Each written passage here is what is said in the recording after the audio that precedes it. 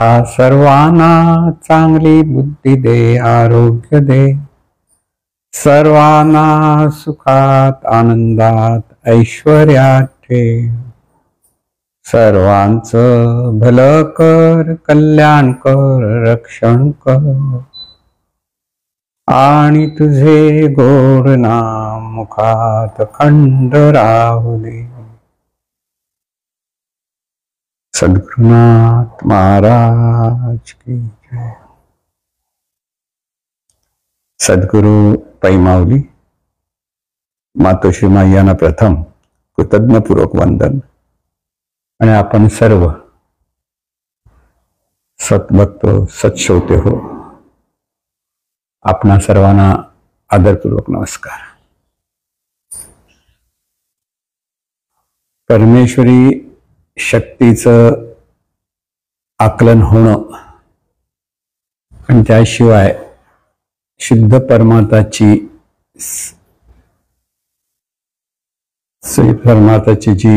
परमार्थाचा जो मार्ग आहे तो अनुसरणं सोपं होणार नाही, लक्षात घ्या. म्हणून परमेश्वरी शक्ती असं ज्यावेळेला आपण म्हणत असतो तिथे परमेश्वर एक आहे असं जे सांगितलं जातं, तर हा परमेश्वर म्हणजे एक आहे जे म्हटलं जातं की तो अनंत आहे, अदृश्य आहे, अव्यक्त आहे, असीम आहे, अजर आहे, असं जे वर्णन केलं जातं त्यालाच खरं संतांना ते अवगत आहे, माहिती आहे. ते म्हणजे अनंत चैतन्य स्वरूप. लक्षात घ्या, तिथे रूप नाहीये.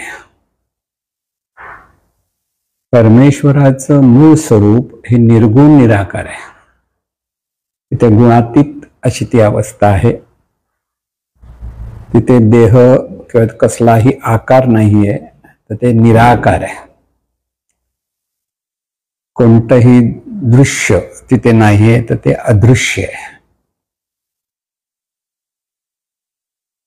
हे स्वरूप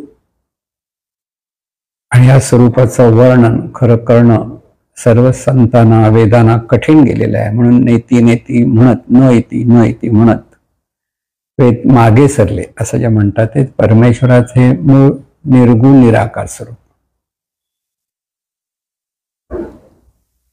हे निर्गुण निराकार स्वरूप आहे, तेच त्यालाच परब्रह्म असं म्हटलं जातं. वेदकालीन ऋषी त्याला परब्रह्म, परमात्मा हा शब्द वापरत. आणि ह्याच परब्रह्माच्या ठिकाणी जे स्फुरण झालं, किंबहुना असणेपणाचं जे भान घेतलं गेलं, तेच त्या परमेश्वराचं सगुण निराकार स्वरूप आहे. लक्षात घ्या, जे मूळ निर्गुण निराकार स्वरूप हे सगुण निराकार स्वरूप झालं. त्यालाच रामदास स्वामी मूळ माया म्हणतात.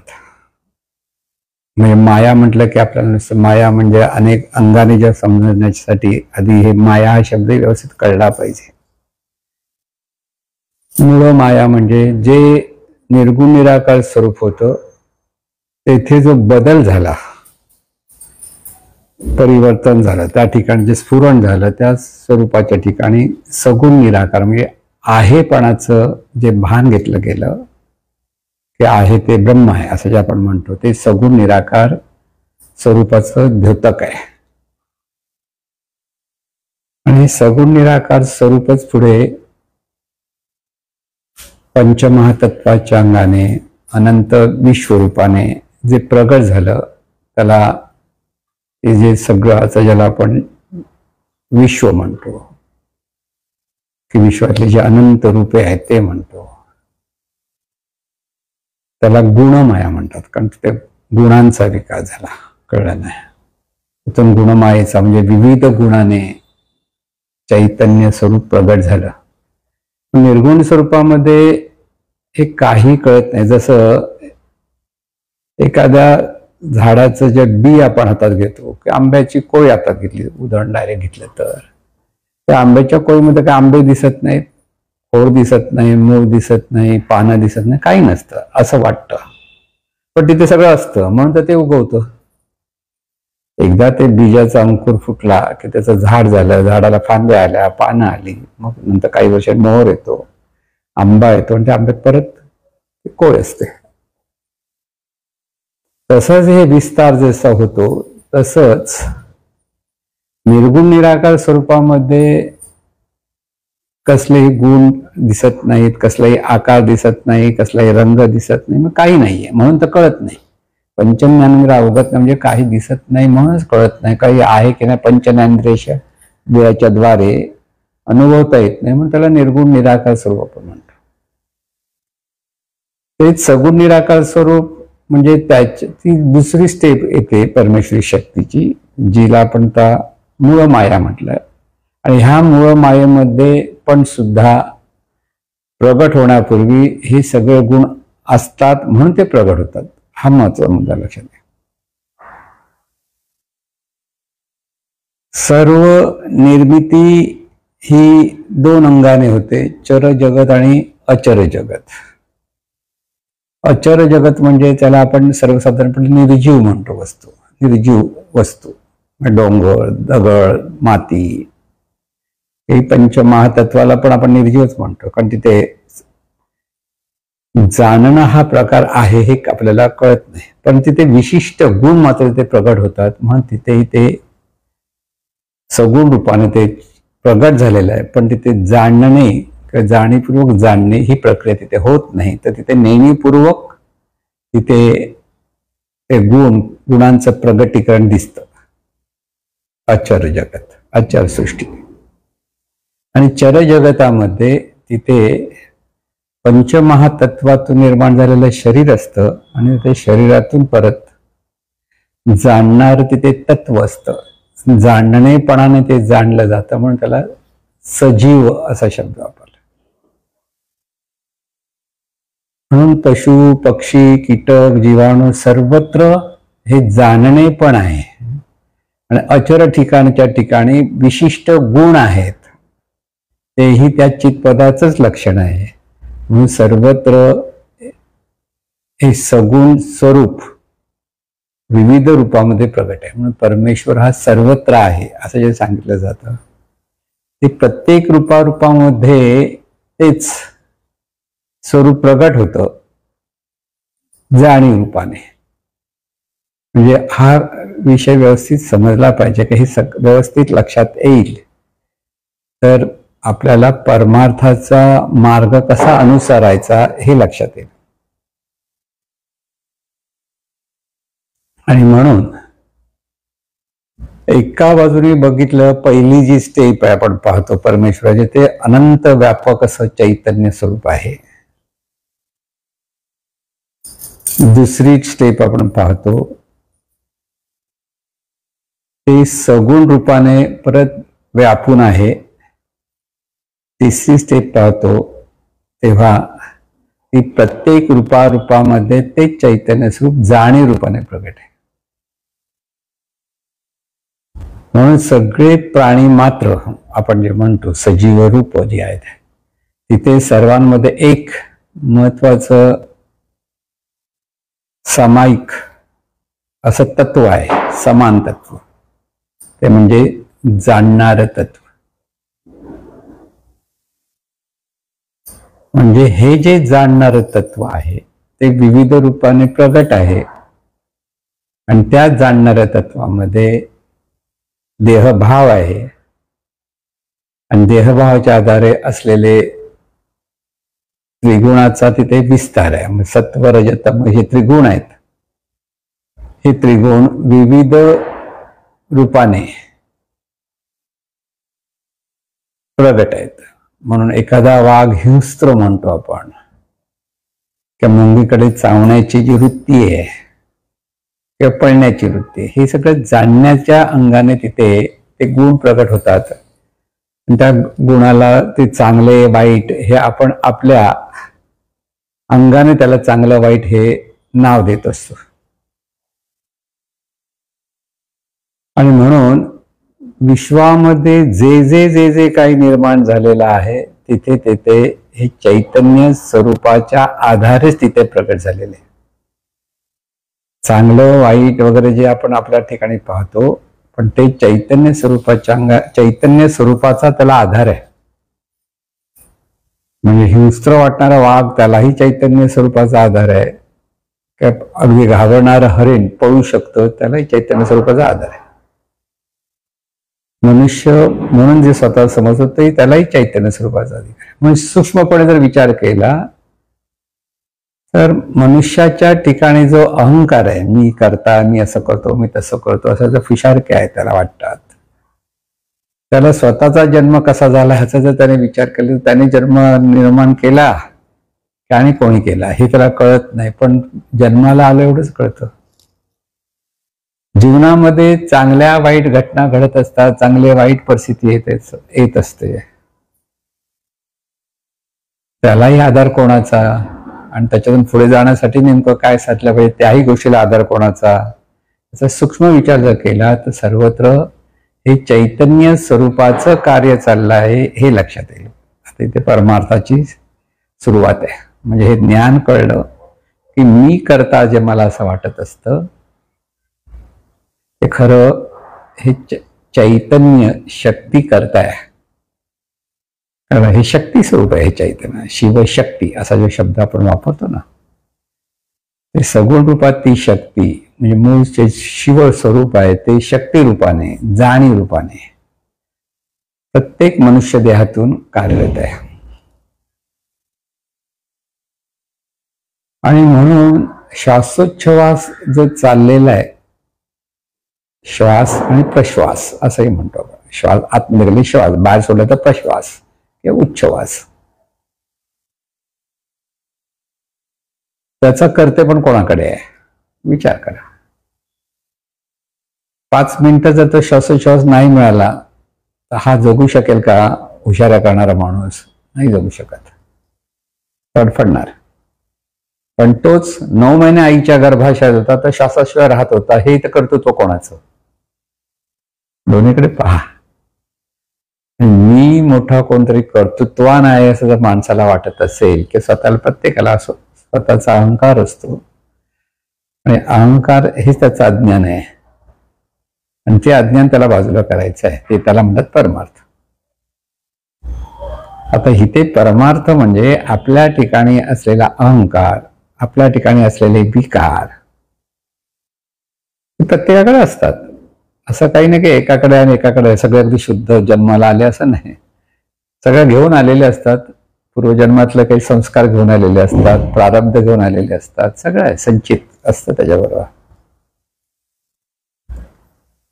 पण तिथे कर्तृत्व म्हणून जे माझं की मीच म्हणतो तसंच व्हायला पाहिजे, माझ्या अगदी हेच मला जे सुख सौमत आहे माझ्यामुळे मिळत आहेत असं जे एखाद्याला वाटत असेल तर त्याचा तो भ्रम आहे हे पहिले लक्षात ठेवायचं. सगळं जीवन हे परमेश्वरी शक्तीमुळेच म्हणजे चैतन्य स्वरूपामुळेच चाललेलं आहे. हे आकलन करून घेणं, हे प्रथम व्यवस्थित समजून घेणं की श्वासोच्छवास कोणामुळे चाललाय, रक्ताभिसरण कोणामुळे चाललाय, जे जेवतोस त्याचं पचन कोणामुळे चाललेलं आहे, ते जेवण पचन होताना रक्तामध्ये सगळ्या विटॅमिन्स म्हणा किंवा त्याच्यातून रस ते निर्माण होतात, ते शोषण कोणामुळे चाललेलं आहे, शरीराचे सगळं चलनवलन चाललंय ते कोणामुळे चाललंय, रात्री झोपलास बरोबर उठतोस हे कोणामुळे उठतोस. सगळ्या गोष्टीचा जर विचार केला तर मी जीवन जगतो आहे नाही, हे जीवन जगवलं जात आहे आणि हे जे ज्याच्यामुळे जगवलं जात आहे त्यालाच ईश्वरी शक्ती म्हणतात. कळलं ना? म्हणजे गंमत अशी आहे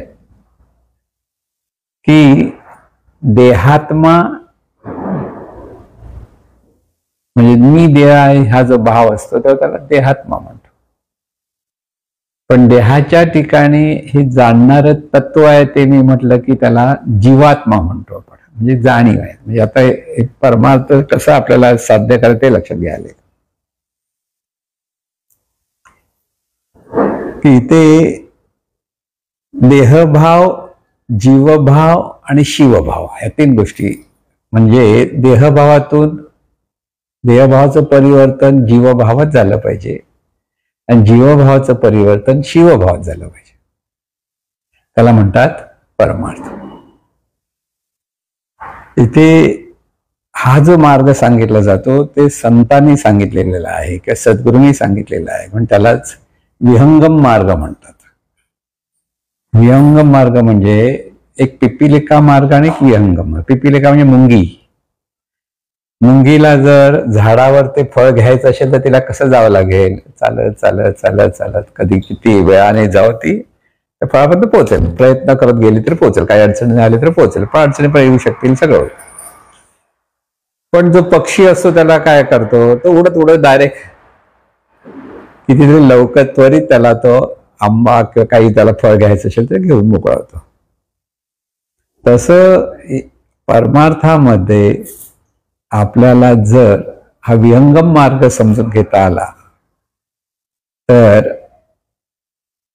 अधिक लवकरात लवकर आपल्याला ह्या परमेश्वरी शक्तीचा जो अनुभव घ्यायचा असतो, की परमार्थाची जी सांगता करायची असते ती करता येईल. लक्षात घ्या.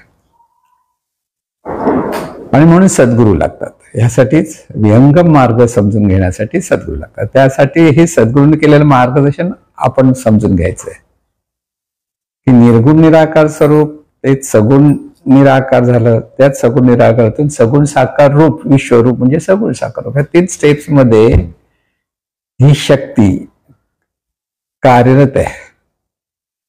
म्हणून आपल्या ठिकाणी हे जे जाणणारं तत्व आहे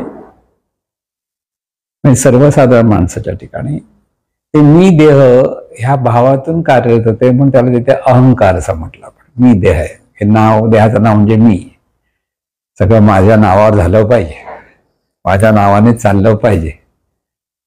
पूर्वपार काळ वंश परंपरेने मुलगाच पाहिजे, कारण नाव चाललं पाहिजे. माझ्याकडे एक असा तरुण मुलगा होता, त्याला मूल होत नव्हतं. त्याला म्हटलं अरे होईल, नाही पण कसं आहे ते परिस्थितीचा स्वीकार कर.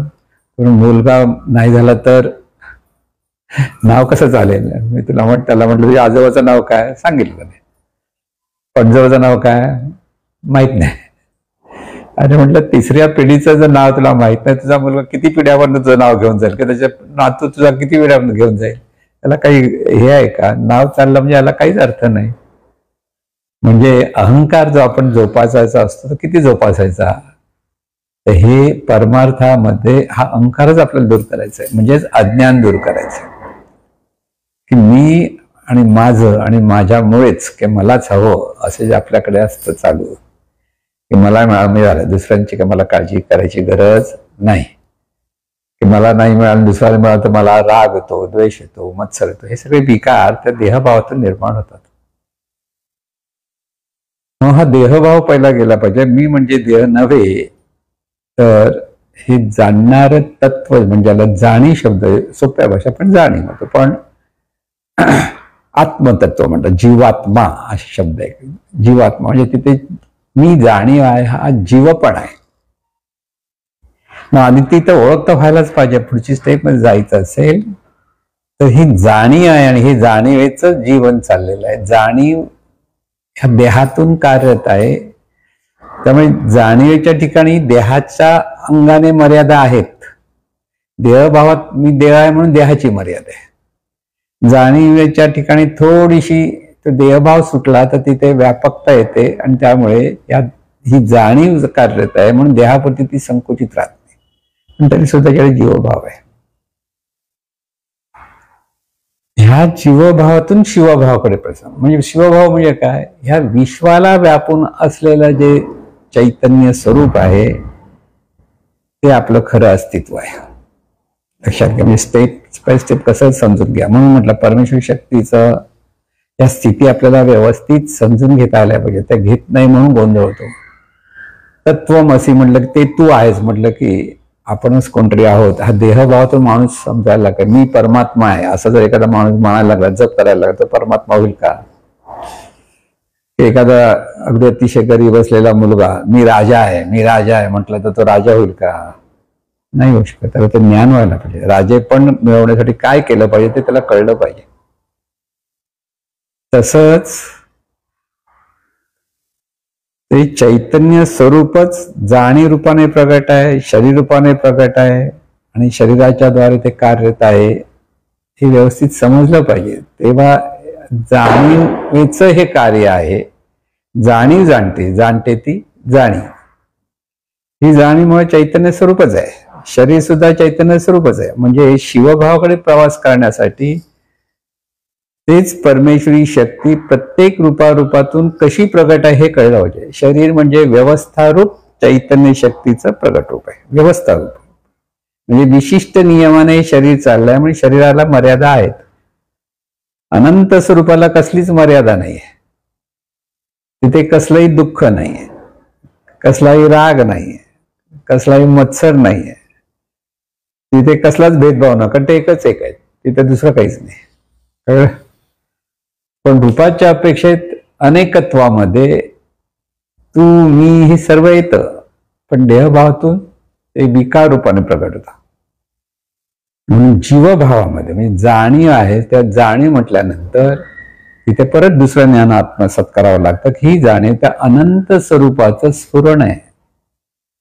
ते अनंत स्वरूप जाणीव रूपाने विविध रूपाने विस्तारलेलं आहे. म्हणजे अनंत स्वरूप ते आहेच, पण तिथे परत ही जाणीव स्वतःला देहापुरती म्हणून समजून घ्यायला लागते.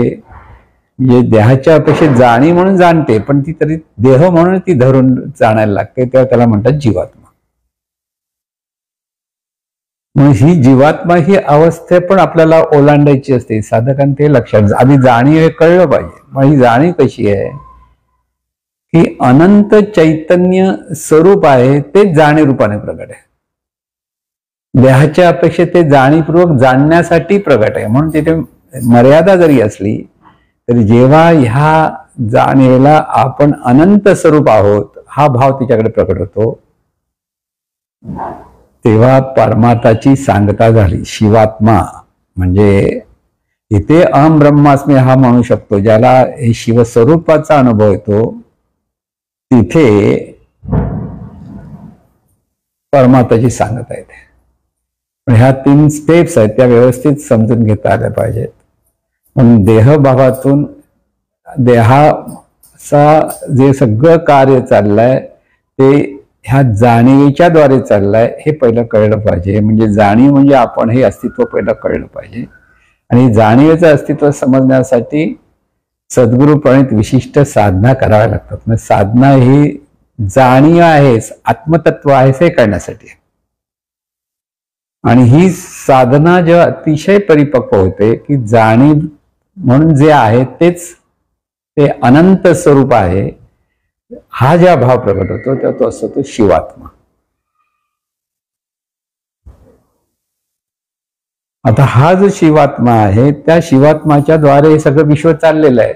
म्हणजे सर्वांना व्यापून असलेला ही जी जाणीव अनंत स्वरूप जाणीव, हे अनंत स्वरूप जाणीव हे आपलं खरं अस्तित्व आहे, सत्य अस्तित्व आहे. म्हणून अनंत स्वरूप जाणीव ह्या भावातून जेव्हा एखादा साधक म्हणजे तो सिद्ध होतो त्या भावामुळे, तर त्याचं जे पाहणं असतं ते सर्वत्र चैतन्य स्वरूपच आहे ह्या भावात तो पाहायला लागतो. त्याच्या ठिकाणी कसलाही भेदभाव उरत नाही. परत लक्षात, रूप म्हटली की विविधता आहे, पण विविधतामध्ये एकत्व, अनेकात एक जे तत्व आहे त्याचा अनुभव हा शिवभावातल्या साधकाला लक्षात घेता येतो. म्हणून जितकं चिंतन हा शिवभावातला साधक करायला लागतो तितकं ते परिपक्व होत जातो आणि त्याला सहज अशी वृत्ती त्याच्याकडे निर्माण होते की आहे ते चैतन्य स्वरूपच आहे, अनंत चैतन्य स्वरूपच आहे. यासाठी अभ्यास तर करावाच लागतो. प्रत्येक साधकाला प्रयत्नपूर्वक तो अभ्यास करावा लागतो. पण हा जो बोध आहे, ह्या बोधातून विशिष्ट पद्धतीने जेव्हा साधक साधना करायला लागतो तेव्हा त्याची तिथे प्रगती होते. ही विशिष्ट पद्धतीने साधना करायची म्हणजे नेमकं काय करायचं प्रश्न आहे. इथेच सगळं जीवन आपलं विचाराने चाललेलं हे लक्षात घ्या. विचार आणि विचारातून ही जी पाहण्याची जी वृत्ती आपल्याकडे असते, त्या पाहण्याच्या वृत्तीमध्ये आपल्याला सुधारणा करावी लागते. विचार हा सतत चैतन्य स्वरूपाचा यायला लागला की हे चैतन्य स्वरूपच ह्या देहातून कार्यरत आहे. सर्वत्र प्रत्येक रूपातून चैतन्य स्वरूपच कार्यरत आहे. तेच चैतन्य स्वरूप प्रत्येक देहातून जाणीव रूपाने जाणत आहे. आणि हे जाणीव रूपाने जाणत आहे हे चिंतन. आणि त्याच अंगाने त्या जाणीवेचा अनुभव घेण्याचा जो मार्ग आहे की पाहायचं कसं, सर्व दृश्य जगत दूर करून जाणीवेचा अनुभव घ्यायचा आहे. तिथे कल्पना नाही, पण विचाराच्या द्वारे तिथे भाव धरण्याची आणि भान घेण्याची युक्ती जेव्हा हा साधक शिकतो तेव्हा हे जाणणारं तत्व किंवा पाहणारं तत्व तेच ईश्वर आहे, तेच आत्मतत्व आहे, हा बोध तिथे होता. ती परिपक्व अवस्था होईपर्यंत ही साधना सतत चालूच राहिली पाहिजे. किंबहुना साधना कितीही परिपक्व झाला साधक तरी त्याच्या हातातून ती बंद होऊ शकत नाही, कारण त्या साधनेतूनच त्याला पुन्हा पुन्हा पुन्हा अधिक अधिक ही परमार्थाची जी गोडी आहे ती चाखता येते. म्हणून साधक हा सतत चिंतनशील असला पाहिजे आणि ह्या चिंतनातून त्याने स्वतःची प्रगती साधली पाहिजे. असा साधक जेव्हा त्याच्याकडे असे 7 गुण निर्माण होतात किंवा तो खरा भाग्यवंत होतो. भाग्यवंत म्हणजे कोण असं जर विचारलं त्याचे 7 गुण असले पाहिजेत. पहिला गुण म्हणजे त्याचं भाषण मृदू असलं पाहिजे. मृदू भाषेतून त्याला बोलता आलं पाहिजे. दुसरं साधकाचा गुण तिथे असा असला पाहिजे की त्याला सर्वांचं अंतर राखता आलं पाहिजे. आता सर्वांचं अंतर राखणं म्हणजे काय, सर्वांच्या ठिकाणी हा अंतरात्मा आहे त्याची त्याला जाणीव असली पाहिजे आणि त्याच्यातून त्याने कोणाचंही मन दुखवता कामा नये, ही दुसरी त्याचे गुण असला पाहिजे. तो मन दुखावणार नाही, तो मृदू भाषेतून युक्तीने सगळं काही सांगायचा प्रयत्न करेल, पण एखाद्याचं जर मन दुखावता कामा नये ही जाणीव त्याच्याकडे असली पाहिजे.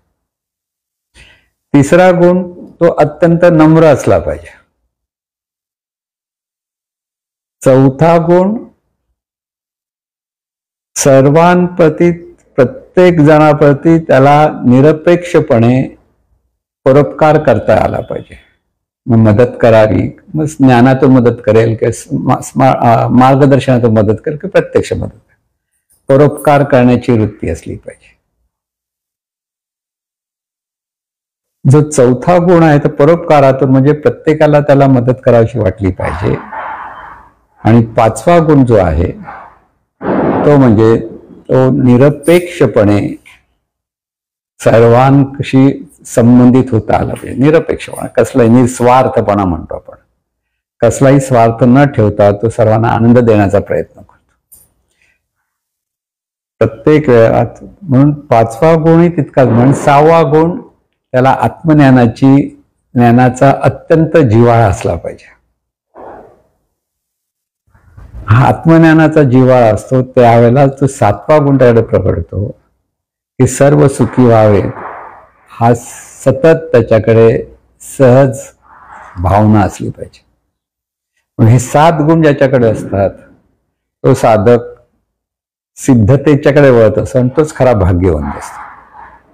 म्हणून जाणीवपूर्वक आपल्याकडे हे गुण असावेत हा बोध प्रत्येक साधकाने घेतला पाहिजे आणि ह्या साधकाचा हा अभ्यास केला पाहिजे. म्हणून परमेश्वर तत्वम असे याचा अर्थ पुन्हा लक्षात घे. ते तत्व तू आहेस, पण ते तत्व म्हणजे कोणतं तत्व तू आहेस? ते मुळात निर्गुण निराकार स्वरूप आहे. ती एक जी अवस्था आहे तेही तूच आहेस, पण तिथे पोहोचण्यासाठी तुला अभ्यास करावा लागतो, तेच त्याचा अनुभव घेण्यासाठी. सगुण निराकार स्वरूप आहे तेही तूच आहेस आणि सगुण साकार रूप आहे तेही तूच आहे. तूच आहे म्हणजे हे चैतन्य स्वरूपच सर्व आहे. हा बोध प्रत्येक क्षणोक्षणी चिंतनात असावा लागतो. आधी सतत विचार सतत आपण विचार करत राहिले पाहिजे. त्याच्यातून त्या भावातून जीवन जगण्याचा अभ्यास केला पाहिजे. म्हणून हा विहंगम मार्ग आहे. तिथे बाकी जे शास्त्र सांगितलं जातं, मग काही लोक म्हणजे शास्त्राचं वाचन करूया, मोठमोठ्या ग्रंथांचं वाचन करूया, खूप वेळ जाईल, नाही तो पिपिलेका मार्ग होईल. त्यापेक्षा सद्गुरूंना शरण जा. सद्गुरूंनी जे सहजपणे आपल्याला थोडक्यात जे सांगता आहेत की ह्या मार्गाने तू प्रयत्न कर आणि तुझा अहंकार दूर होईल. त्या अहंकार गेला तुका म्हणे देव झाला, असा जो बोध येतो तो अहंकारच दूर करण्यासाठी. मग अहंकार जो आपल्याकडे आहे तो कमी झाला पाहिजे. म्हणून सद्गुरूंचं महात्म्य ते इथे येतं. आज सद्गुरू पै माऊलींचा जन्मदिवस आहे 21 ऑक्टोबर, आणि त्या अंगाने सद्गुरूंनी जीवनविद्या रूपी ज्ञानातून जो दिव्यबोध आणि दिव्य साधना सर्व साधकांना दिलेली आहे, ती साधना आत्मसात झाली पाहिजे. हे प्रत्येक सद्गुरूंच्या शिष्याच्या मनाची धारणा झाली पाहिजे. त्यासाठी हे सगळं सांगितलं. सद्गुरूंचं महात्म्य हे त्यांच्या ज्ञानातून प्रगट होतं. त्यांनी आपल्याला अगदी सोप्या मार्गाने हे सगळं ज्ञान दिलेलं आहे, सहज सोपं करून सांगितलेलं आहे. तिथे खूप मोठी ग्रंथ वाचन करा, रतवैकल्य करा, उपास तपास करा, तीर्थयात्रा करा, असं काही सांगितलं नाही. पुन्हा सांगतोय, सद्गुरू पै माऊलींनी हा विहंगम मार्ग आपल्याला सांगितलेला आहे आणि तो आपल्याला कळला पाहिजे. आजचा वाढदिवस थोडासा 102 वर्ष झालेली आहेत जयंती पै महाराजांची, आणि त्यामुळे त्यांच्या ज्ञानाचा जे अभ्यास करतायत, जे स्वतःला आपण त्यांचे शिष्य म्हणून समजत आहेत, त्यासाठी विविध पद्धतीने अगदी जीवनविद्येचं कार्य करत आहेत. पण त्यांचा सर्वात मोठा कर्तव्य धर्म कोणता, सर्वात मोठी सद्गुरू सेवा कोणती? आपला अहंकार दूर गेला पाहिजे. आणि त्यासाठी सद्गुरूंनी जी ही दिव्य साधना दिलेली आहे त्या साधनेचा अभ्यास आपण अगदी मनापासून केला पाहिजे. तिथे आपली प्रगती साधायची आणि त्याच्यातून समाजाची प्रगती साधायची. आपल्या बरोबर जे जे लोक आहेत त्यांची प्रगती साधायची आहे, हा निश्चय झाला पाहिजे. प्रपंच सुद्धा शहाणपणानेच करायचा आहे आणि परमार्थ हा विवेकाने करायचा आहे. दोन्ही गोष्टी आपल्याला साधायच्या. दोन्ही गोष्टीचा आपल्याला अगदी बॅलन्स साधायचा आहे आणि हे दोन्ही गोष्टींचा बॅलन्स साधत साधत आपल्याला उन्नती साधायची. आणि हेच सद्गुरूंचं खरं मार्गदर्शन आहे. हेच सद्गुरूंचं स्वप्न आहे की प्रत्येकाने सद्गुरूंना वाटायचं की सद्गुरूंसारखंच व्हावं, म्हणजे त्यांच्यासारखंच झालं पाहिजे. ते कसं होईल? तर हा अभ्यास प्रत्येकाला करायचा आहे. प्रपंचातल्या छोट्या मोठ्या गोष्टीत गुंतण्यापेक्षा प्रपंचातल्या सुखसोयी मिळत आहेत, चांगली गोष्ट आहे. प्रयत्न करून पैसे मिळत आहेत, चांगली गोष्ट आहे. पण परमार्थासाठी सुद्धा आपल्याला वेळ दिला पाहिजे. त्याच्यातून आपणच आपली सुधारणा केली पाहिजे. आज आपल्याकडे जर देहभाव असेल, शहाणपणाने सुखसोयी मिळत असतील तरी त्या काही पुरेशा नाहीत, याची जाणीव झाली पाहिजे. त्याही वरती आपल्याला पोचायचं आहे. तिथे आपल्याला हे जे सद्गुरूंनी जाणीव हा शब्द जो मांडलेला आहे त्याच्या भंगात जे मार्गदर्शन करते समजून घेता आलं पाहिजे. आणि ह्या जाणीवेच परमात्माच भाव प्रकट कसा होईल, हे आहे ते सर्व चैतन्य स्वरूपाचं आहे. हे जे ज्ञान शिकवलेलं आहे सद्गुरूंनी कसं करायचं त्याचाही अगदी तळमळीने अभ्यास केला पाहिजे. तर सद्गुरूंचं खरं आपण स्मरण करतो आहोत, सद्गुरूंचे आपण खरे शिष्य आहोत, ही प्रत्येकाच्या ठिकाणी ती भावना प्रगट झाली पाहिजे. लक्षात घ्या. बरेच लोक प्रयत्न करतायत, कोणी करत नाही असं त्याचा अर्थ नव्हे, पण हा विहंगम मार्ग जो सद्गुरूंनी आपल्याला अगदी सोप्या भाषेत सांगितलेला आहे तो आपण प्रत्येकाने समजून घेतला पाहिजे. आणि आपलीच आपण प्रगती साधली पाहिजे. तूच आहे तुझ्या जीवनाचा शिल्प करायचा अर्थ तो आहे. तू देहरूपाने आहे, देहभावातून जीवन जगतो तो तू आहेस, जीवभावातून जीवन जगतो तूच आहेस, आणि शिवभावातून जीवन जगतो तूच आहेस. मग तुला जीवभावातून म्हणजे देहभावातून जीवभावाकडे वळायचं आहे आणि जीवभावातून शिवभावाकडे तुझी प्रगती साधायची आहे. आणि हेच सद्गुरूंची खरी सेवा, हे ज्ञान आत्मसात होणं, आणि हेच सद्गुरू कार्य आहे, ही सद्गुरूची सेवा आहे. लक्षात घ्या. त्याच्यापेक्षा दुसरी महान सेवा कोणतीच नाही. म्हणून सद्गुरूंनाच स्मरणात ठेवून सर्वांना ही कळकळीची विनंती आहे की हे सद्गुरूंचं ज्ञान, ही दिव्य साधना, दिव्य बोध प्रत्येकाने आपल्या जीवनामध्ये आत्मसात करावी आणि सद्गुरूंच्या कार्याला हातभार लावावा. सद्गुरुनाथ महाराज की जय. हे ईश्वरा सर्वांना चांगली बुद्धी दे, आरोग्य दे, सर्वांना सुखात आनंदात ऐश्वर्यात ठेव. सर्वांचं भलं कर, कल्याण कर, रक्षण कर, आणि तुझे गोड नाम मुखात खंड राहू दे. सद्गुरुनाथ महाराज की जय.